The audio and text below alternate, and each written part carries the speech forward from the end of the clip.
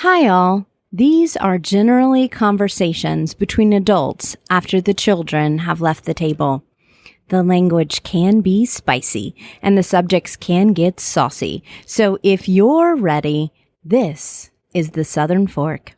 Unscripted kitchen chats and also studio chats with some of the most interesting voices in the culinary South.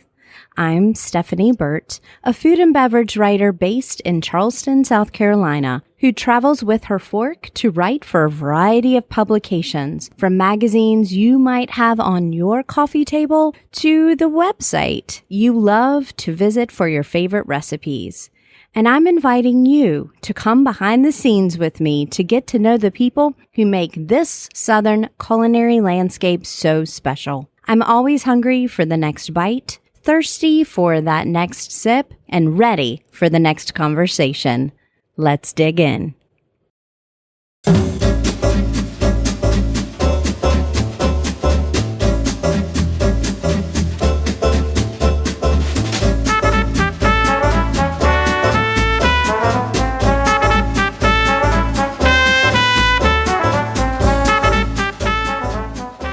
The Southern Fork is honored to be presented again this year by Townsend Automotive in Tuscaloosa, Alabama.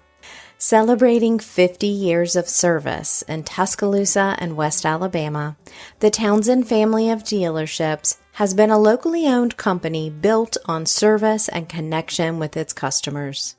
At Townsend Honda, with new cars in short supply, they've purchased more than 200 quality pre-owned vehicles. And every one of them goes through a 118-point inspection before it's offered for sale to you. Most of those vehicles are either Honda Certified Pre-Owned or Townsend Certified Pre-Owned, and the dealership also has a fully staffed parts and service department to assist you beyond the purchase day throughout the life of your vehicle. That includes Saturday service, which is available until 1 p.m., even during football season. Visit townsendhonda.com for current inventory, or if you're in West Alabama, stop in. Townsend Honda salutes local entrepreneurs, from restaurateurs to podcasters, and they welcome you to be part of a community that does the same. Hello and welcome to Talking with My Mouth Full. For those of you who are familiar with this show, usually this segment comes after the interview, but for today, I'm actually snuggling it right here in the beginning. And that's because today marks the 300th episode of the Southern Fork podcast. We're almost through 7 seasons of this thing, and I really am a little shocked that this has happened so quickly. This podcast is actually now an era of my life, especially of my professional life. Listeners, you kept me going even when I knew I wasn't producing good sound quality at the beginning. I got so much encouragement.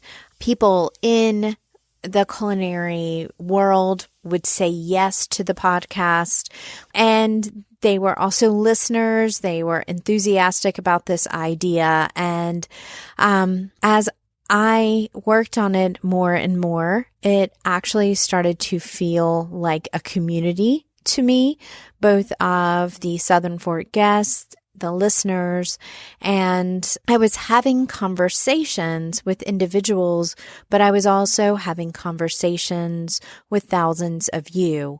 And what's been so fun is when you have conversations back with me. A lot of you write me and ask me for specific recommendations. I don't keep secrets, so I write a lot, and if you Google my name, you can find recommendations on a lot of places in the South of where to eat, where to have a great cocktail or a wonderful locally made beer.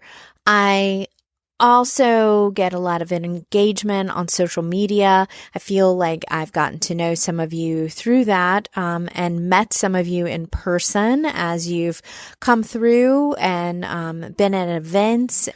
It's just been a wonderful addition to my life, and I'm really grateful. It's taught me so much.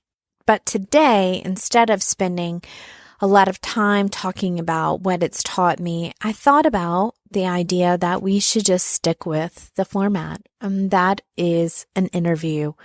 This work is about conversation, and I never quite know where the conversation is going to be headed. I do some research before the interview, of course, and usually, that always includes eating, and it also includes reading and spending a little bit of time, even for just a couple minutes before we sit down to the interview. But I have an idea of how we're going to begin, but I don't have an organized set of questions. I really do try to sit and have a conversation and let the person lead me to where to go next. I know where we're going to begin, and I know where we're going to end, those last 4 questions at the end, but I just don't know how we're going to get there. And that keeps it fresh and fun for me. So, not to be super sappy, but guess what? You already know the Southern Fork is super sappy. So, I'm really grateful for you. Thank you so much for listening, and I hope you enjoy today's conversation. Now, on with the show. Steve McHugh is a 5-time James Beard-nominated chef whose career has always celebrated seasonality, sense of place, and the central idea that food is community. From his time in New Orleans in various storied restaurants to opening Cured at Pearl and now Landrace in San Antonio, Texas, Steve's focus has always been more about excellence in the kitchen rather than about polishing his own rising star. This Wisconsin meets New Orleans chef has embraced Texas as a culinary home, and in-house butchery and charcuterie programs, as well as his connections with farmers and ranchers, provide a firm foundation on which to build high-level dining experiences that equally welcome a night out on the town or a salad at the bar. He's an advocate for the unique tastes of this region of Texas, and every time I speak with him, he's enthusiastic and engaged with his work. It doesn't hurt either that Landrace has a roving, old-fashioned cocktail cart that visits tables, so a meal, a cocktail, and a conversation with Steve was the perfect way to celebrate this episode milestone. Welcome to the Southern Fork again, Steve. Hey. I mean, basically, it was just an experiment before. Well, it worked. I Congrats. think so. Thank you. Thank you very much. First podcast, and we sat in the empty dining room at Cured. It was just a wonderful introduction to his work. And through the years, I think how many times I've done multiple interviews with you and articles. Yeah. And most recently we talked about bacon. Just a quick quote. Yeah. But you introduced me to a really great bacon company here in Texas, Kielbasa. Yeah. But I thought they just made sausage. So It was wonderful. Yeah. And, it's great working with a local company. As much as I would love to make everything and anything we serve, it's tough sometimes, right? So it's, you go out and find those people who are doing really great work in your neighborhood as well. So, I mean, it's win-win. The volume of both of these places and making the charcuterie and really focusing on the idea of a Texas cuisine, a place. Right. Before we even get into bigger questions, a lot of people don't know what landrace means, and I'm sure you've had to explain it a lot, but it's something that we're using now, terminology we're using now really in place of heirloom. Can you talk about that nuance? Yeah, it's, heirloom is great.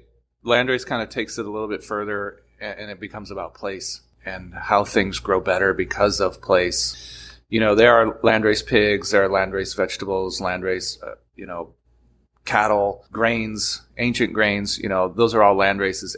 Sometimes a landrace might not be native to an area. Most of the time it is, but sometimes it's not native to an area, but thrives in an area because of that place, that climate, that soil. My wife tomatoes on John's Island. Right. They're not native. Exactly. Or, I think about like peppers, nobody had chilies until they were discovered in the jungles of Mexico. And, now how many cuisines rely on chilies that you think about around the entire world? One little chili that was found all of a sudden, is morphed into Hungarian chilies, Thai chilies, piri pepper, and every one of those chilies is great because of where it's grown and how it's been cultivated over the years. My wife and I like to joke that, when we moved from New Orleans, we became better because of place. Not that we don't love New Orleans, but our careers took off. I was sick when I moved here from New Orleans with cancer. And so we found solace here. We found, medicine here and really just thrived in this place. And so I tend to think that we're Landrace as well.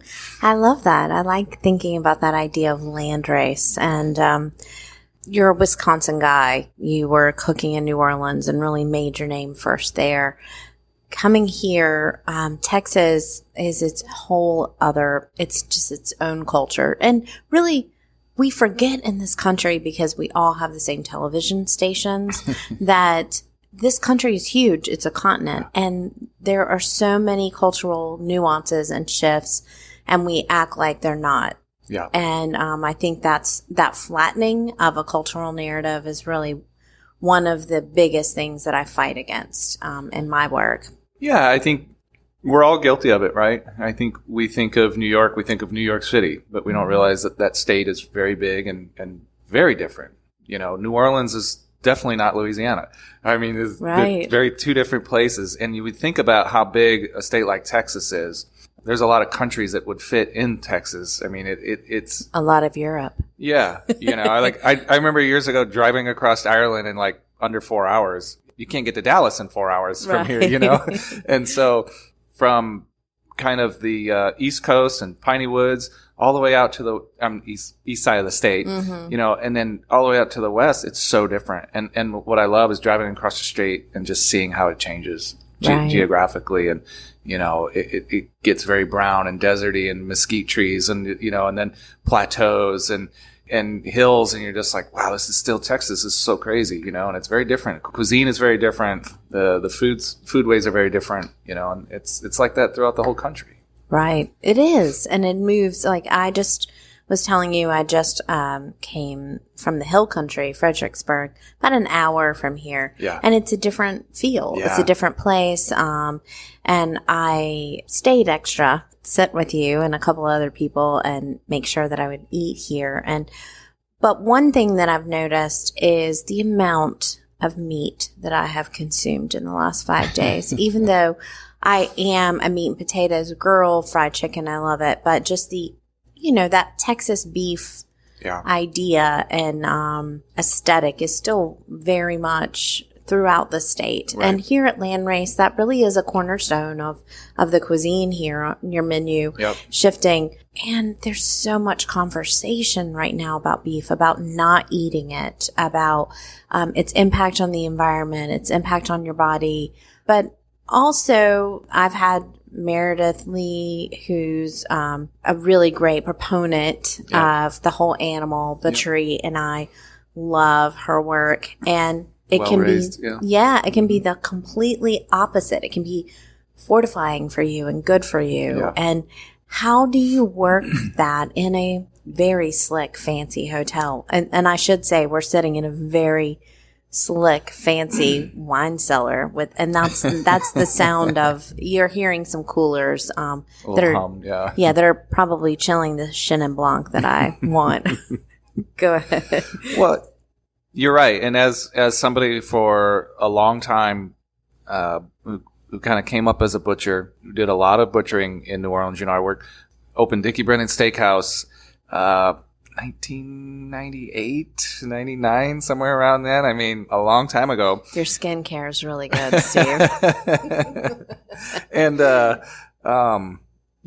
got to, so worked in the butcher's cooler there, spent some time at Commander's with their butcher, and then all the years with John butchering and being able to travel Europe and go and cut and just understand it. I think I understood the cutting part first, right? Because I got excited about it. And then the more I started to kind of understand the anatomy of the animal, you really start to realize that they're very different. And, I got to a point where I didn't like cutting commodity beef or commodity pigs. And because you could just see the difference. You could tell the difference. In some ways, it's a different color. Yeah, different color. I mean, the blood runs different color. Anatomy is very different. I've learned over the years to seam cut. There's American cutting and then what they call European cutting, and a lot of the great butchers in this country. And I don't consider, there are amazing butchers all over this country. There's actually an American butchers team that competes every year, and I would never put myself on that team. Yeah, I think Craig Deal did that a few years ago, Brian, right? Up in Salt and Thyme in Austin. I think John Fink is a consultant for the team. I mean, it's amazing people that really understand cutting and animals. And the more I got into seam cutting, which is really the European style of cutting. In America, we like to just use a saw and get it done quick. Zip, zip, zip, zip, zip. Next animal, zip, zip, right? In Europe, they call it seam cutting, and it's really about letting the muscles kind of dictate what you're going to do with it. As opposed to just saying, well, just take this shoulder and zip it into a bunch of shoulder steaks and put it in the case and it'll sell, right? I like that idea. So you really are just responding to the food just as you would as a chef. Yeah. And once you get it in the kitchen and it's cut. Yeah, and then you understand, and we've been doing this for so long at Cured now, almost 9 years, that we can tell the difference of an animal that maybe didn't have a good life versus one that did. A sick animal, an unhealthy animal, and it happens. We once had a pig that had a gland that just looked awful, and I don't know. And we talked to our rancher and said something happened here. We're not sure what. It got sick. It drank something, or got into something, or in a sticker bush, or stung by a bee, or something happened where it inflamed a gland on it. You start to see and understand these things. You see that the flavor is so much better, right? Mm-hmm. And you need less. Yeah. I'm always amazed at that, how little you need versus, I don't need a double patty burger. No. Because the flavor is so it's bright satiating and filling, and a really good piece of steak you don't need but 5-6 ounces if it's done right, raised right, cooked right, cut right, all of these things, right? As opposed to coming in and saying, I've got to have the cowboy chop or whatever it is, right? You can get stuff like that, and it's really good, but it's a lot, and it fills you up quick. So we work with small ranchers here. We work with mostly Wagyu Ranch down in Floresville, Peeler Ranch. And I've known the Peelers for years. Jason and Mariana, they're amazing folks, really tend to the land, beautiful property.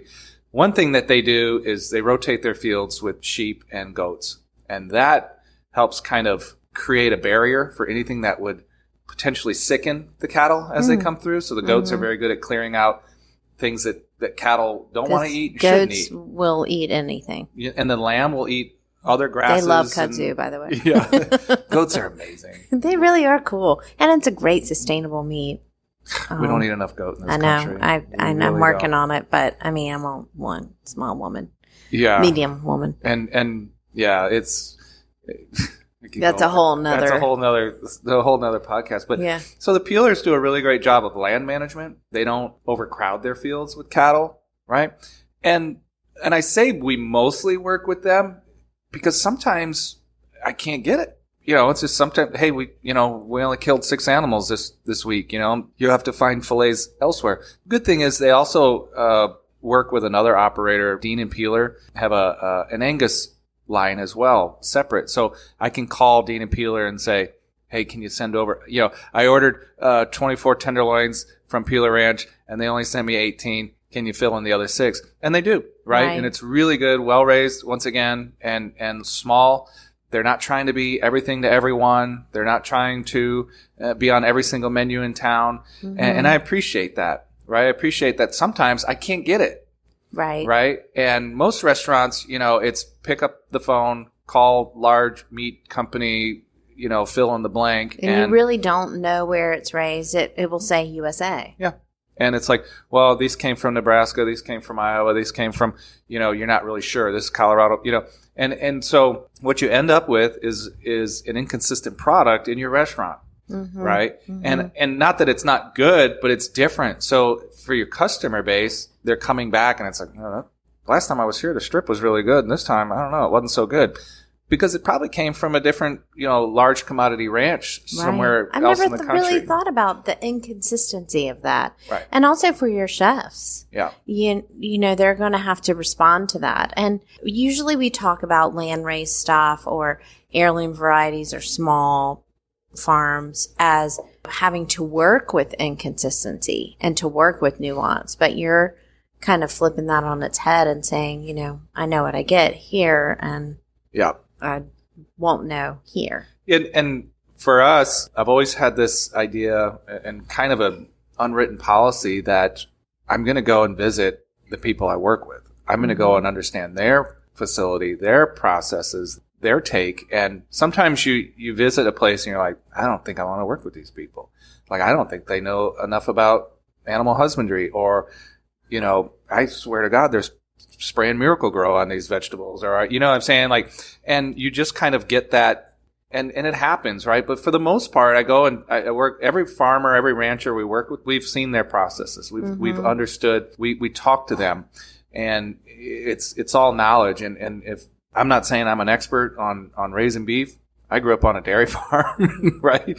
But they understand what they're doing. They understand their land. They understand how to manage it. It's their way of life. They can't afford to screw it up. And there's comfort in believing in what they're trying to do on a small scale, really. And it is part of that idea of transparency. It's why people want to go to places like Whole Foods. They want to go because a lot of this is a lot of work and it's heavy. So I love to come here because you've done that. And I can just relax. I know it's handled. You are developing trust with your diners, and they know that you've done the work, and then they can relax. They're not going, what is on this menu? You know, which one do I need to pick? We continue to do the work. Every day we're constantly trying to find eggs or breads or cheeses or whatever it is that we want to work with. And it's not perfect, right? We are running a restaurant.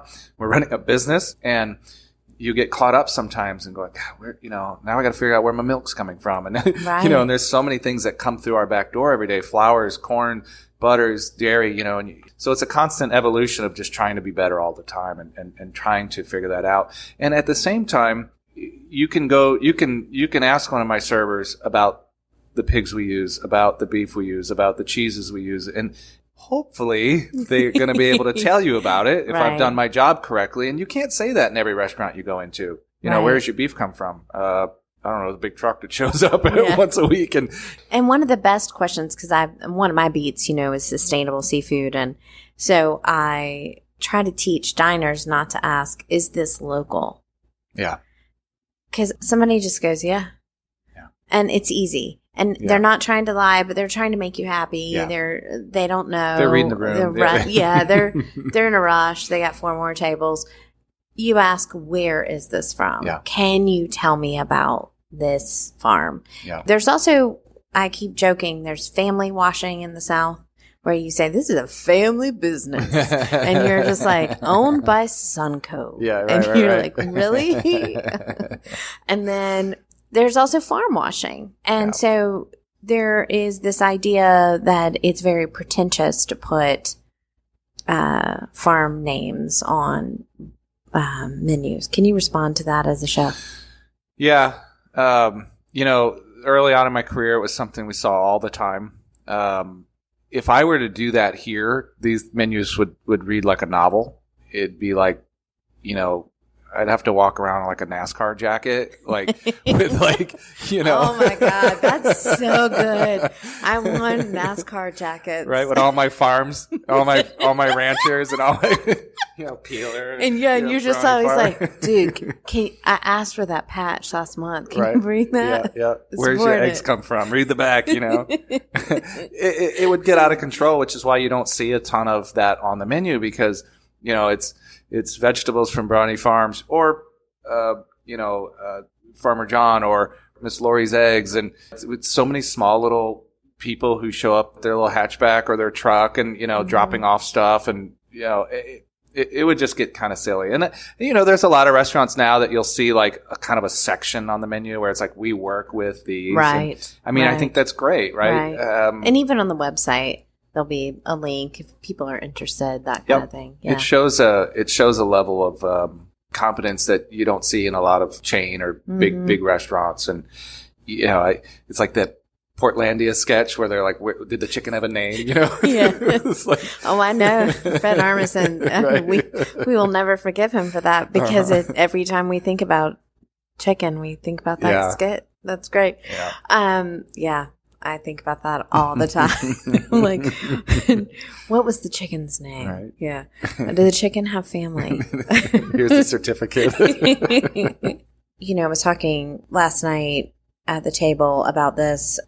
There is this family feeling of, working with Miss Lori. You're working with real people, and you have developed relationships. You go out and see them.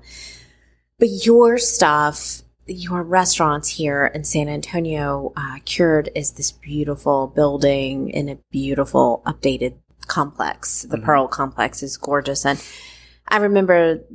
I know that restaurant is an old building that's been updated. And this is slick. This is very nice, y'all. This is a sexy hotel. Yeah. This kind of hotel by its nature is meant to be anonymous and welcoming for a bunch of people. How do you deal with all of these personalities to make what I felt last night, which didn't feel like a hotel restaurant? We're still in that shift in the U.S., aren't we? Where, especially in the South, where hotel restaurants used to be kind of crappy. Yeah. Now they're good, and often I think Nomad really changed the game for a lot of people. Yeah. Oh, I miss Nomad. It was so cool to be in that space. Speaking of chicken, that was insane. That was an amazing meal. Amazing drinks. I'm very blessed here. One, I'm working with an ownership group here that has very great vision, very keen vision, was very adamant about the restaurant feeling like its own space, architecturally and design-wise. And so whether you walk through the front doors or even come in through the hotel entrance, you feel like you're kind of transported into a different place and not a hotel restaurant. Right. And it's good to have an outside door too. Yeah. That's a smart move. Yeah, I love our front door entrance, even though we probably get more traffic through the valet. But our front door, surrounded by all our wood that we use in our wood burning grill, and it's just a beautiful entrance. And a really good friend of mine did all the branding, so we have a beautiful sign up front that I just absolutely love. So I'm appreciative of their vision for this not being a hotel restaurant. And then through my years of travel and kind of staying at Thompson's, what I've always loved about Thompson is that they always take on a sense of place. I agree. Yeah. They're very well thought out. Like, Thompson, Nashville, you feel like you're in Nashville. And Thompson, Savannah. Chicago, Savannah, Austin, Dallas, right? Dallas is this massive Thompson bill. I mean, it's just, and it so speaks of place, which is where we wanted to really be in a hotel that was quintessentially San Antonio. Yeah, it's sleek and it's posh and it's very different than a lot of San Antonio hotels, but I think it's just the future of what hotels need to become. Right. You don't want to stay in a hotel that feels like you could be anywhere USA. Right. And so even in the rooms and in the lobbies, the furnishings, everything's very different. It feels very, very kind of South Texas, and it does, but it doesn't feel kitschy. Yeah. And that's a hard thing. That's a really good designer, and Thompson has great designers for that. But, beautiful leather in my room, and it's really great to have wood floors. That's just such a nice thing. And one of the owners, she has an amazing, Claudia has an amazing eye for art. And so when you walk around the building, you just see the most amazing art pieces that kind of transport you to a different place. And it's not hotel art, right? It's like you're like in a gallery. There's some serious artwork in this building that's beautiful and amazing and well curated and thought out, and I think it's it's the future, like I said, of what hotels can and should be. And all of that nuance, it just builds a whole experience. No one's walking around and going, oh, that, and that. They're just coming in and going, this feels good, right? Yeah. So speaking of the future, there's a new project on your docket. Yay! We finally got to the point where we feel like we can be together again and be in restaurants and be comfortable, and at least to some extent. What is making you hungry? What are you interested in now as you look toward that future? So I've learned a ton, especially in the past couple years, about what people want, and it's changed. It's different. Restaurants are a little bit different. We went so long without restaurants, it felt like, we did curbside at Cured for like 2.5 months, and it felt like 2 years. I mean, it just was like, that I think getting back to really what makes people feel comfortable. And I've quoted this a lot of times, but people crave what they know. And that was never more evident than when the pandemic hit. Because every restaurant, it felt like, turned into a hamburger / chicken / roasted chicken / pizza. All of a sudden it just became comfort food. It became, give me something that tells me we're going to be okay. I don't want to eat, brulee foie gras with, or whatever it was like. Yeah, and you don't want to eat that out of a cardboard box, for sure. Yeah, and I think and we're still in that mode of people wanting to feel safe and comfortable. And so both restaurants have really kind of embraced that, giving them things that, we're still putting that kind of our touch on it, but it's, it's really good fried quail and waffles. It's, a croque madame that, fried quail and waffles, what? Right. Sorry, we're during brunch service, and I'm like, hold on. I just got Let me look at that. Going through the brunch line, it's like a really good burger that's not kitschy and over the top and got 100 things on it. It's just a really solid burger, right? But with good beef and locally made bread and kielbasa bacon and all these things, like, on a really good burger. And as a chef, I've got to understand my customer and say, okay, let's give them what they want. We're going to put our touch on it, but they want to feel, welcomed and safe. And it's like getting a hug that we weren't able to get for so long, Right. So. Right. I have noticed, though, that during the pandemic, there was so much discussion, fine dining is dead, tasting menus are dead. I see a really pushback to, once people do feel comfortable, they want luxury. They want to have something they can't cook at home. Like, I don't want mac and cheese because I can make it. I want the tartare that we had last night because, well, number one, I could never make that. But number two, I'm just not ever going to make tartare at home. So do you see that starting to happen? Yeah, it's finding that balance because as people begin to travel and as I begin to travel, we see a lot more regional travelers, 3-day weekenders. And my wife and I do this as well. We'll go somewhere and we'll spend 3 days somewhere, but we go all out. Right. Because we haven't been able to do it. And maybe we're not able to, or maybe we just don't have the time, but like, we're not able to, like, let's go to Paris for 10 days, right? It's just not in the books. Or let's go to New York and stay for 6-7 days. Like, it's not feasible right now for a lot of folks. And so they're taking advantage of, like, these 3 or 4 day trips where it's like, hey, we're going to go to San Antonio and we're going to stay downtown and we're going to go all out and we're going to hit all these great spots. And like I said, I'm guilty of it. My wife and I will travel and it's like, we've got lunch, dinner, pre-dinner. It sounds like my job. Right. We've got it all planned out, and so it's like finding that balance of those locals, because we do a really great job with locals, and locals want to be able to have that place that's theirs and it's their own, and it's affordable and it's comfortable and approachable and all those things. But then, kind of having that tartare with the caviar and the quail egg and going all out. It's really finding that balance. You've been doing this since a long time now. There has to be an aspect of this job that really meshes like a puzzle piece with an aspect of your personality. Can you really name one of those? That's a great question. I think for us, and there, I say us, my wife and I, we're partners. in this, and it's a lot of her vision as well. And we really talk through everything, and whether it's business related, menu related. She's former bartender that curates a lot of our drinks for us. It's kind of a family affair, and it's who we want to be as people. Mm-hmm. It's how we want to. It's how we try to eat at home. We don't try to just, You can invite me over anytime. Right. Like we're already, and she's from New Orleans. And if you didn't know anything about people from New Orleans, they're always talking about their next meal. And so literally this morning we were talking about, what are we going to cook tomorrow? Because we're off tomorrow. It's like, what do you want to cook tomorrow for dinner? Right. And that's what we were talking about this morning while we were having coffee. And, so for us, I always say it's kind of putting your money where your mouth is, right?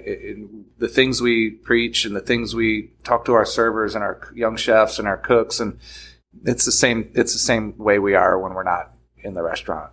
We try to be smart about all our purchases, and it's not a gimmick for us. I learned a lot about food when I got sick. It's been 12 years now since I was diagnosed with lymphoma, and I'm constantly trying to learn about food and our food ways and our food systems, and how, as a chef, I know I play a really small part in what is a huge food system in this country, but we'll continue to scream from the rooftops, and hopefully the people that work for me that go on and do great things will take a little bit of that with them, and we'll continue to kind of grow and all get better. Right. What's one thing that's keeping you up at night? Quick fire. I love creating. For me, it's creating opportunities for the people who have been with me, making sure that they and their families are being taken care of. I have folks that have been with us since we opened the restaurant. One particular woman that's worked with me since New Orleans. Wow. We've known each other 20 years. And it's about understanding what makes them happy and how to continue to grow with them. And we want to grow because, I always say you grow because of people and you don't grow because of people, right? And so true. It's trying to find the right team. And I don't want to grow for the sake of growth. I mean, we've had Cured 9 years. I swear we could have had 10 restaurants by now because the amount of offers and buildings and come look at my space and, and I really credit Sylvia, my wife. She's very good about kind of like, let's not go too crazy, right? We have a good life. We're paying ourselves. We make a living, So jumping into a project like this here at Landrace was great because I felt great about the ownership. I felt great about the brand. Felt great about creative influence over the space. And sometimes you don't get that. And so growing to invest in people, I think is key. It's one of those things where I'm always worried that like somebody's not happy or isn't being challenged or wants more out of what they're getting in our restaurant. And, I think challenging them is great because it really pushes them into new realms that maybe they weren't ready for or didn't think they were ready for. And you push a young cook into a sous chef position, or you push a sous chef and a server into a management position, and you watch them grow. And you sometimes you can been doing this for so long, you see the potential in them before they do. And people invested in me many, many years ago as well that way. And so if there's one thing that keeps me up, it's people. Right? Yeah. Because it's fragile. Yes, that's a great term for it. Very fragile. And I've been thinking a lot about challenge myself. Like, how do you push yourself, out of your comfort zone and, as a creative, as an entrepreneur, and what is your work teaching you? Because it's teaching you the whole time as you're teaching other people. Anyway, that's another complete podcast, possibly an essay. Anyway, I am thrilled to be able to sit with you again after so many years and multiple phone calls. I reserved just this question for Southern Fork guests, and that is, I have a magic picnic basket. And so instead of asking you about your death row meal, I want to bring you some things that bring you life. So with this picnic basket, I cannot make any money or do anything for myself about it, but I can time travel. I can go back and ask anybody to make one more bite of something you would just love. I can source for you, and I can cook a little bit. So I'd love to put some favorite things in your basket for you, just whatever comes to mind. It changes every day for those of us who love to eat. So what are you in the mood for today in that basket? It's fun. Anytime my wife cooks adobo, our household goes insane. Like, it's one of my favorite things, and I get like a child when she does it. And we're busy people, so it's a lot of work for her when she does, but it's one of my favorite things. She was born in the Philippines, so it's in her. It's in her soul, you know. In the last 10 years, both my parents have passed away, and they were both very good cooks. And I say that they both worked and raised 7 children, 7 boys at that.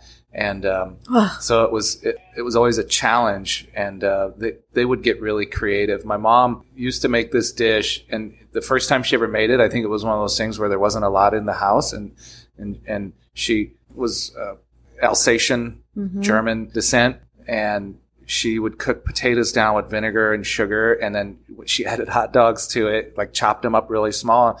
And as a bunch of young boys, we just loved it. And so we would always ask her for taters and dogs. And I always, one of these days, I'm going to figure out how to get it on the menu somewhere. But it was sounds like brunch. It was just comfort, you know. And and then my dad was always really good at baking. And so he would make like the best cornbreads and cakes and things like that. His Irish soda bread, which is, McHugh, it was just one of my all-time favorite things. And so, like, for me, those food memories are the best. I've got 1,000 of them. But being around like the people I love, it doesn't have to be fancy food. It doesn't have to be something over the top. It's just those things that remind me of people. For me, that's the best. Yeah. Well, on that note, I can't really even touch that with a 10-foot pole. It's so beautiful. If people want to learn more about Steve McHugh and his growing number of restaurants, but slowly growing in Texas, you can go to thesouthernfork.com. Honestly, he keeps getting nominated for James Beard Awards, and we keep texting about it. And James Beard people, I know you.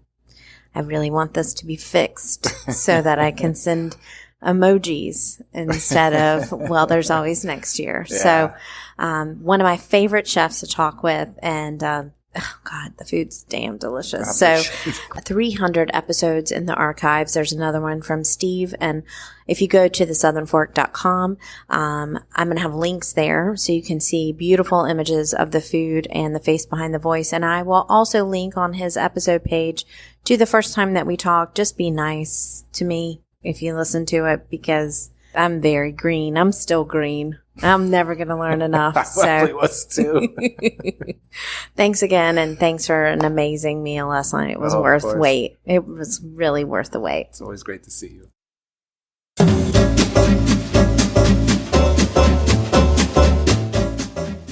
You've been listening to The Southern Fork. I can't wait to bring you more culinary conversations, but in the meantime, I have one question. Are you going to eat all that?